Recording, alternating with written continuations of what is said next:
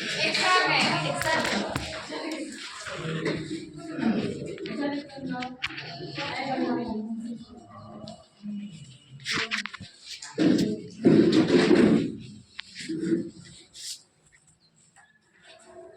आज मेरे लिए अपार हर्ष की बात है कि ज्वाइनिंग के कुछ ही दिनों बाद मुझे मध्यकालीन भारत के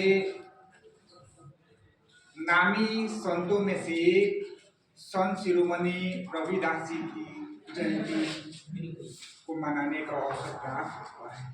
मैं आभारी हूँ अपने वरीय और स्नेही अध्यापकों का कि उन्होंने आज के इस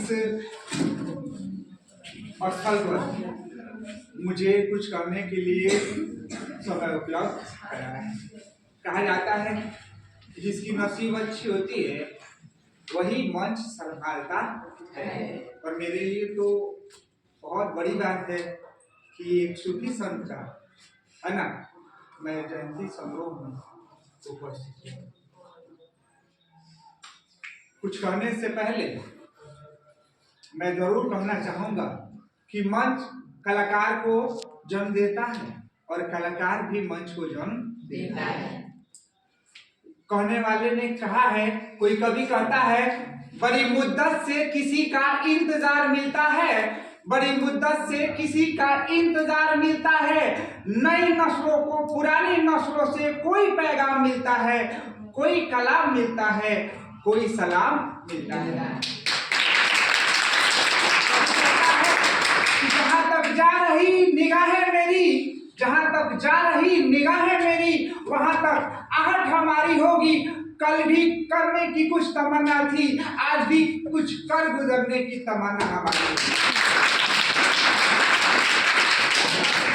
आप सभी को मैं बता दूं कि मध्यकालीन भारत के जितने संत हुए उनमें संत कवि रविदास जी का नाम स्वर्ण अक्षरों में व्यंजित है। ये ऐसे संत हैं जिन्होंने सामाजिक कुरीतियों पर प्रहार करते हुए भारतीय जनमानस के बीच एक नए कर्तव्यबोध, एक नए कर्मशील चरित्र की नींव रखी और बताया कि मानव ही महान है, क्योंकि उसकी महानता ही उस ईश्वर की जय जयकार कराएगी।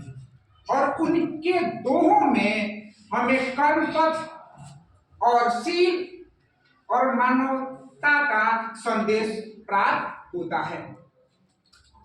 अभी सर ने बड़े सुंदर शब्दों में, बड़े सुंदर लफ्जों में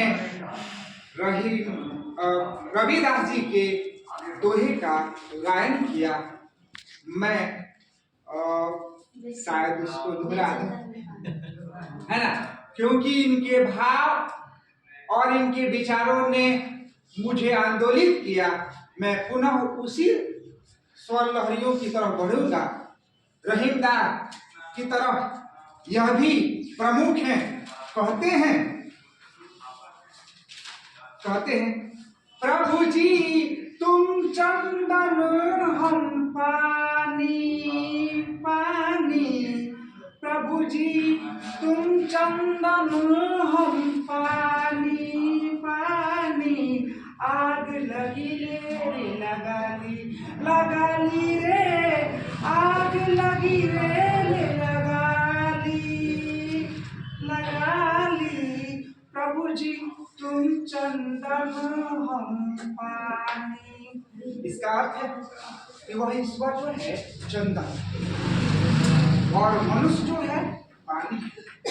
चंदन की खुशबू, उसकी शीतलता तब जाहिर होती है जब उसमें पानी की गंजना होती है, यानी बिन पानी सब सूना सूना सूना, यानी पानी ही बलवान है, प्रभु बलवान नहीं है। इसलिए कहते हैं रविदास कि प्रभु जी तुम चंदन हम पानी पानी पानी पानी पानी, लगा ली रे आग यही अब लगा ली, इसका अर्थ है कि प्रभु जी तुम चंदन हो, तुम वह शीतल हो, वह चंदन हो, तुम वह खुशबूदार चंदन हो जो मेरे बगैर अपना मोल खो देता है। जब तक मैं नहीं हूं तब तक तुम कुछ भी नहीं हो। मेरे कारण ही तुम हो और तुम्हारे कारण ही मैं हूं। इसलिए कहते हैं प्रभु जी तुम चंदन हम पानी पानी, आग लगी रे लगा ली। अगले लाइन में कहते हैं प्रभु जी तुम बादल मैं मोरा मोरा मोरा रे मोरा मोरा रे मोरा रे। इसका अर्थ है कि हे प्रभु हे ईश्वर तुम वह बादल हो जो जब गिरते हो तो प्रकृति की सुंदरता, पृथ्वी की सुंदरता बढ़ जाती है, लेकिन तुम्हारे ही कारण मैं भी है ना अपनी सुंदरता का नृत्य प्रस्तुत करता हूँ। तुम्हारे कारण ही मैं मोर के रूप में वह नृत्य देता हूँ जो सबके मन को क्या करता है, मोह देता है। इसलिए कहते हैं प्रभु जी तुम बादल मैं मोरा मोरा, आग लगी रे लगा ली रे।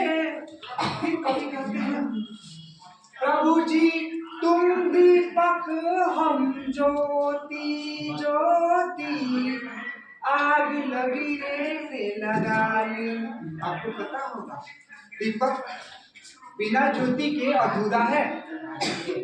ईश्वर जो है वह दीपक है और मनुष्य जो है वह ज्योति है जो ईश्वर की महानता का प्रचार करता है। मंदिर से लेकर मस्जिद तक, गुरुद्वारे से लेकर चर्च तक जाकर देखिए किसी की इबादत की महिमा कौन गाता है, तो वह मनुष्य गाता है। उसी मनुष्य के है ना करकतवा से उस ईश्वर की जय जयकार होती है, उसकी महिमा का बखान होता है। इसलिए रविदास कहते हैं कि प्रभु जी तुम दीपक हम बाती बाती, आग लगी रे लगा ली रे। मतलब कहते हैं कि मैं दीपक हूँ, तुम दीपक हो और मैं ज्योति हूँ। मेरे रहने से ही तुम्हारा अस्तित्व है। अगर मैं नहीं रहूं तो तुम्हारा कोई मोल नहीं है। मैं प्रधान हूं तुम्हारे लिए और तुम प्रधान हो मेरे लिए। तो ज्योति की उपलब्धियां तब होती है जब दीपक में वह स्थित होता है। अगर ज्योति को दीपक से अलग कर दीजिए तो वह बुझ जाता है, महत्वहीन हो जाता है, प्रकाशहीन हो जाता है। अगले लाइन में कहते हैं प्रभु जी तुम धन बन मैं मोरा मोरा। कहते हैं कि पृथ्वी जो है या समाज जो है एक बगीचा है, एक वन है, और इस वन में मैं क्या हूँ, मोर हूँ जो घूम रहा हूँ। मनुष्य क्या है, घूम रहा है। आज हमने जन्म लिया है, कल मृत्यु को प्राप्त कर जाएंगे। तो जन्म से लेकर मृत्यु तक की जो अवधि है भ्रमणशील प्राणी की है। हम भ्रमण में है, कभी मंदिर जाते हैं, कभी चर्च जाते हैं, कभी अस्पताल जाते हैं, तो कभी समाज में जाते हैं, लेकिन हम भ्रमण करते हैं। इसलिए रविदास कहते हैं कि प्रभु जी तुम बंधन मैं मोरा मोरा, आग लगी रे लगा ली रे। फिर कहते हैं प्रभु जी तुम चंदा मैं चकोरा चकोरा। आपको पता होगा पृथ्वी पर एक ऐसा पक्षी है जिसको चकोरी कहते हैं। जब चंद्रमा जल में अपना प्रकाश बिखेरता है तो वह चंद्रमा का इतना प्रेमी है कि उसके प्रेम में पड़कर पानी में डुबकियां लगाता है मुंह बाए, ताकि वह चंद्रमा को निगल जाए।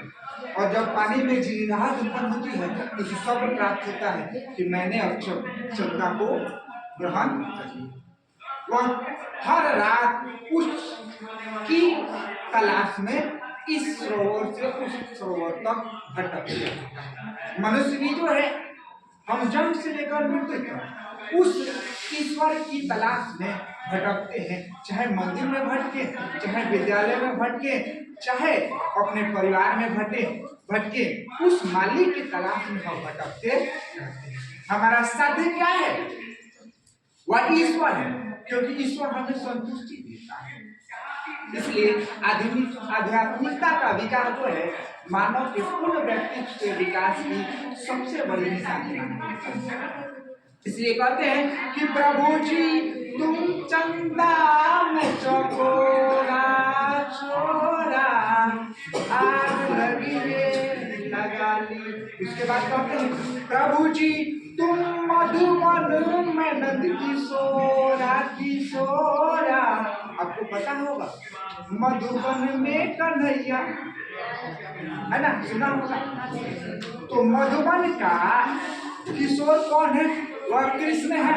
ठीक उसी तरह से इस संसार रूपी मधुबन में मनुष्य क्या है?